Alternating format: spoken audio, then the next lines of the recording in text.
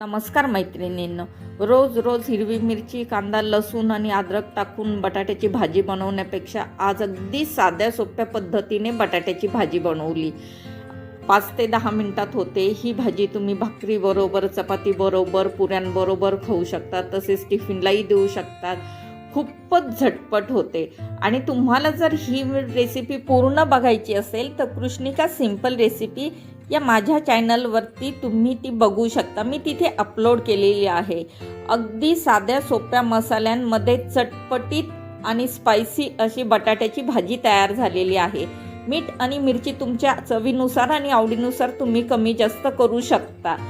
आणि हो, तुम्हाला ही रेसिपी आवडली असेल ना तर माझ्या चॅनलला प्लीज लाईक आणि सबस्क्राईब करा. शेजारीचे बेल आयकॉनचं बटन आहे तेही प्रेस करा, म्हणजे इथून पुढच्या सर्व रेसिपिकेशन सर्वात आधी तुम्हाला येईल. आता पुन्हा भेटूया नवीन व्हिडिओमध्ये. तोवर बाय बाय.